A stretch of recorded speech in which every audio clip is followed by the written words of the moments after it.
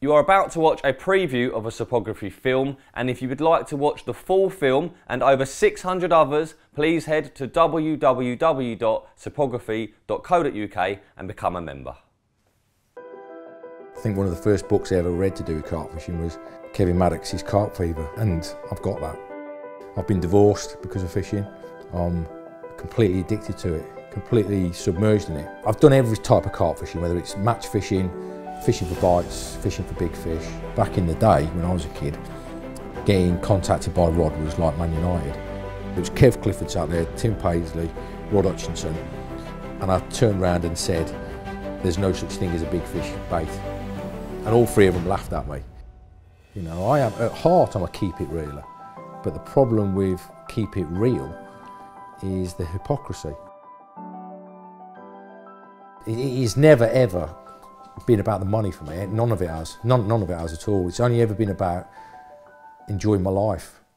So I saw from your Instagram account last night that we are keeping you from the bank. I think you said, I've got Rich and Elle coming from Sopography tomorrow, otherwise I'd be at Ladywood. Yeah. And the thing that kind of strikes me looking through your Instagram is that you're out there and you're very much doing it as often as you can. Mm-hmm. Is that how it's always been? Yeah, pretty much. I'm addicted to carp fishing. You know, I think one of the first books I ever read to do with carp fishing was Kevin Maddox's Carp Fever, and I've got that. You know, I've properly got it, mate. I've been divorced because of fishing. I'm completely addicted to it, completely submerged in it. You know, I've got escapism as well, but I absolutely love it. Yeah. And how has that affected your ability to like interact with the world and have a normal life? Because the two don't seem to be very easy to balance, surely. It depends what type of person you are, and I'm very much a driven person. You know, I've got a lot of ambition in me. Even now, as I get older, I've still got ambition to go running in the morning and drive to the lake, set up, fish, move if I need to, and then repeat that process if I have to. You know, I can still, you know, fish, feel motivated in packing up, setting up, and they say that as you get older, you sort of lose that, but I've not yet lost it. And you must have seen that happen because you know you've mixed with some of the pioneers of the sport right the way through to guys who are quite young today still. So you must have seen the older guys drop away, and that's something you don't see for yourself. I'm very much in love with carp fishing, and as a kid, we're growing up, and it's really hard to explain it. That as you get older, you look back at your life and you notice little things that have happened. And one thing that I noticed when I was a real early age, because I was introduced to fishing, not just carp fishing, I was introduced to fishing when I was probably 3 or 4 by my dad and my granddad. And I think I was about 10 at the time, and my mum and dad were divorced, and my dad was due to take me fishing one day, and he rang up and said, we can't go because it's raining. and I was, what? You know, and I was so devastated that I couldn't go fishing because it was raining. And little things like that is just not a part of me. If I can go fishing, I'm going fishing. It doesn't matter what the day is, whether I'm getting married or whatever. My missus will tell you. She texted me on the day I got married this year saying, don't turn up in fishing gear and don't stand me up because the weather's too good. You know, I was never going to do that, but the point I'm trying to make is that carp fishing is part of me. So almost before you ever even went fishing, you knew that it was something you wanted to do more than a bit of rain would keep you away. Yeah, that same conversation I was just talking about with my dad when he rang up, there was an attachment to fishing that was within me that nothing was going to get in the way of it, and it sort of stayed with me even to this day now. You know, that fishing, there was something about fishing that was part of me. I don't believe in, you know, I shouldn't say God or anything like that, but I don't believe in these outer forces, but I do believe there's things that's meant to happen.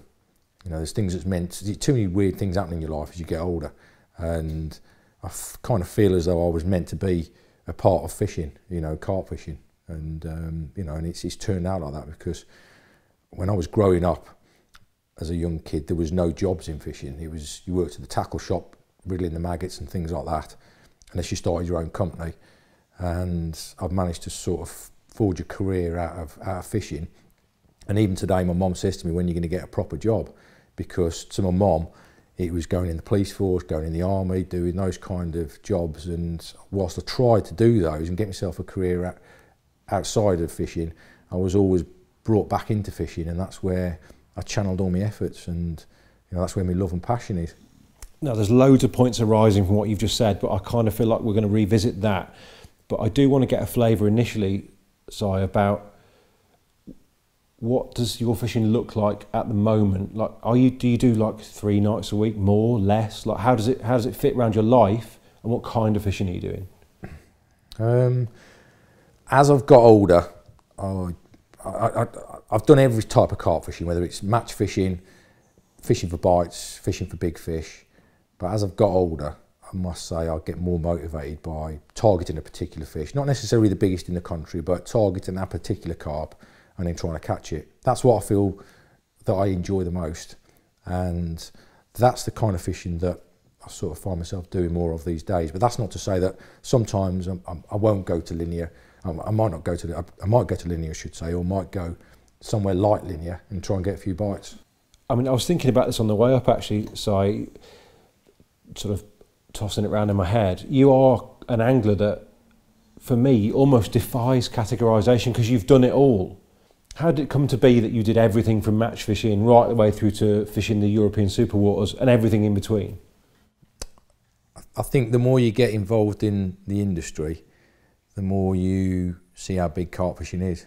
And if you're pigeonholed looking at only waters in a certain area, then you can't really have an opinion on what carp fishing is. An example, when people turned around and slagged off Euroaqua and it became the world record lake. How can you slag that place off when you didn't know what it was like? And for me, I wanted to go and experience it. I wanted to go and see it, wanted to go and have an opinion on it and see for myself. And I actually enjoy fishing all different types of, can we call it compartments of carp fishing. I'm not so much into the carp matches anymore.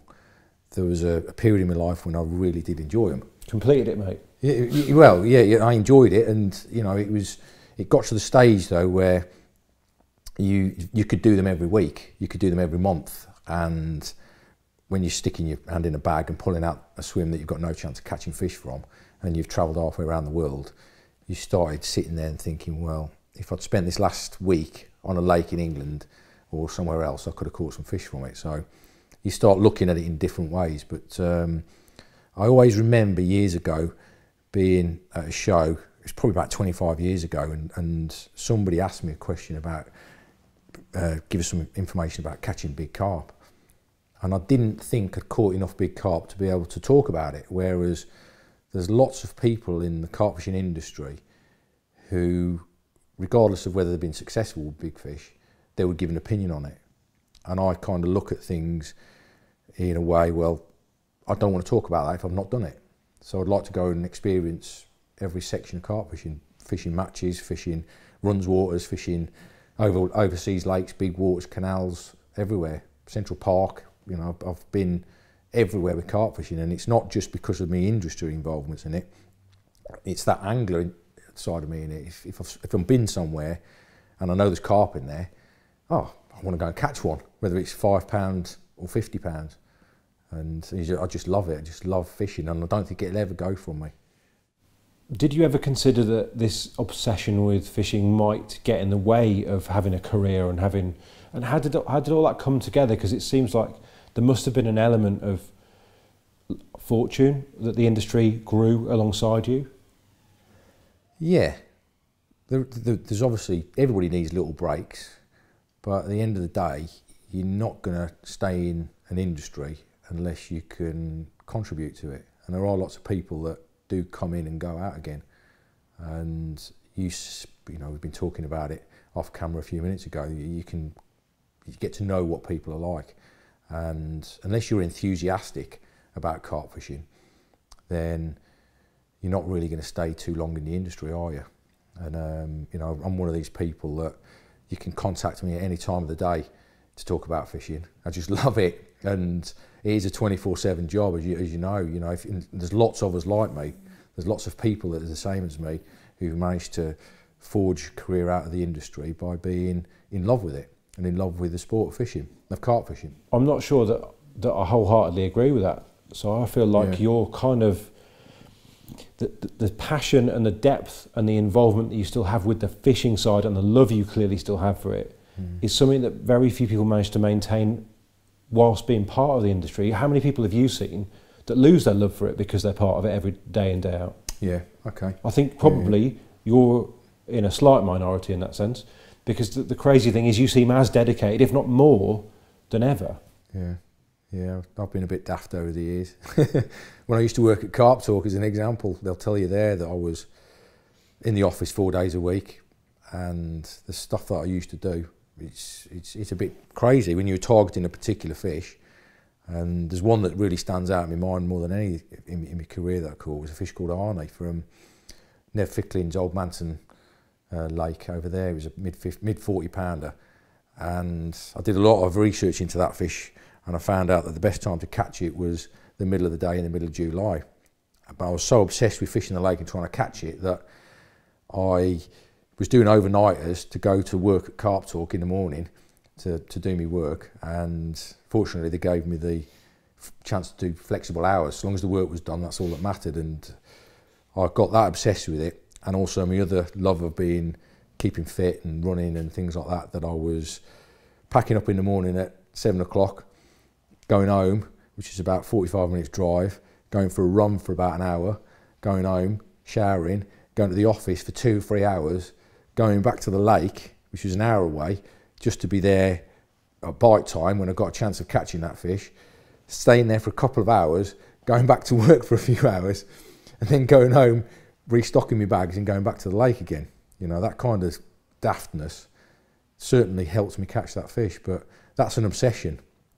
It's an obsession, as I said earlier, it's a love, it's a part of me that's cost me a marriage, which, you know, is not an easy thing for anybody to cope given with. what you've just talked about, you know, if there was family involved at that point, there is no time for them, is there? No.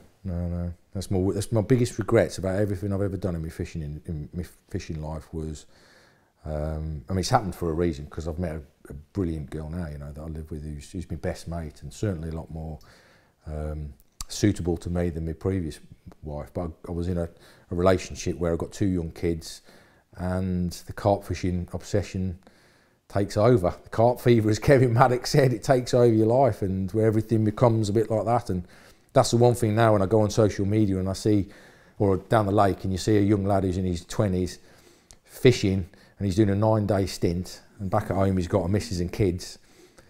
You know, somewhere down the line there's going to be a bit of an hiccup, because that obsession with carp fishing just takes over your life sometimes.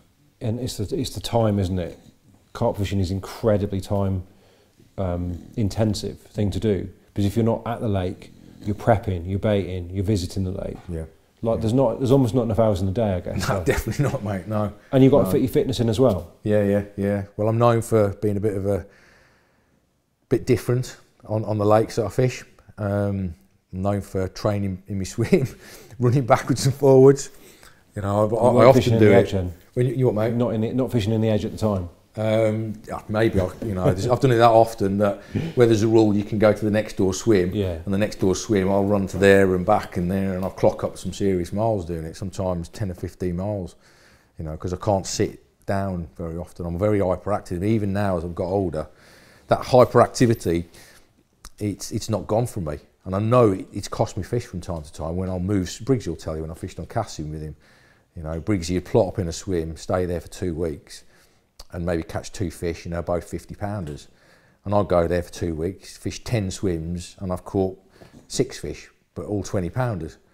And he'll tell you can move all day long, as many times as you want, but you've got to sit there and wait for the big ones sometimes. So there's, you know, I've learned how to use, you know, things in the right way now. Hopefully you enjoyed what you've just seen, and as I said at the start of this video, if you'd like to watch this film in its entirety, please head over to www.supography.co.uk and join today.